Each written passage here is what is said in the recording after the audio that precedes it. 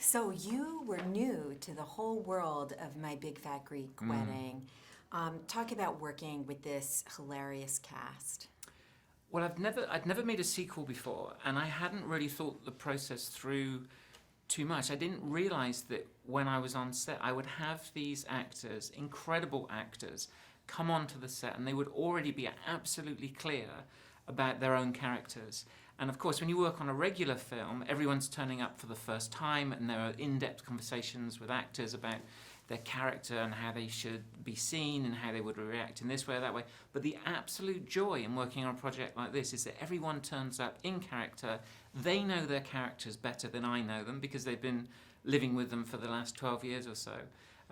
So it was a real joy to be able to kind of take that energy and the very special moment of bringing all these people back together and putting it on the screen. Now, what are some of the adventures we can expect this time around? Well, I don't know how much you want me to give away. I'm always very reluctant to give too much away. But I think that the most important thing, and the thing that people seem to be enjoying most, is that in the first film, Nia was very focused on one single relationship. And that film showed Ian and Tula completely supported by a family around them. This time, things have moved on. And she really, in my opinion, really beautifully now presents three generations. So her parents, as well as Ian and Tula, as well as Ian and Tula's daughter.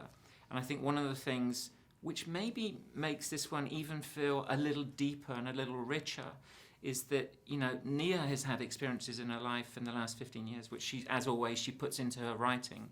And it really, the story now expands to three generations, which I really enjoyed.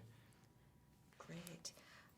We can all identify with this family and its many complicated relationships. Why do we laugh and laugh with these characters and just love them? I think because it's us and it's our families, but they're often heightened.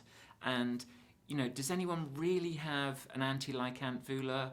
Probably not, but they have someone who is certainly on their way to being Aunt Vula. So, again, Nia's job as a writer is just to take the beauty of the emotion and the humour and just heighten everything. And I think people sit back and they enjoy an experience which is so similar to their own lives. Now, Tula and Ian encounter very different very different issues this time around. What do they encounter in this film? I think one of the first things is they realise that you have to work at a relationship if it's going to be successful. And we all know that, and that's kind of a fact of life. But it's amazing how often we all forget it.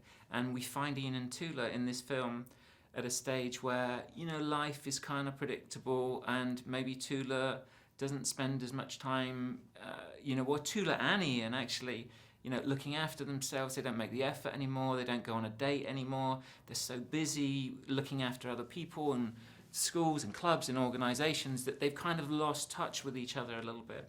And I thought that was a really interesting way to start the movie. I think an obvious way to start the movie, and a kind of a boring way, would be to say everyone's fine, everything's, everyone's happy, things have moved on. But Nia really smartly, I think, almost took Tula back to a place which was very close to how she started the first movie, was that she was stuck in a rut. She was in need of some excitement in her life, some attention, and for someone to remind her that she was special within the movie. And I think that was probably lacking at the beginning of this film.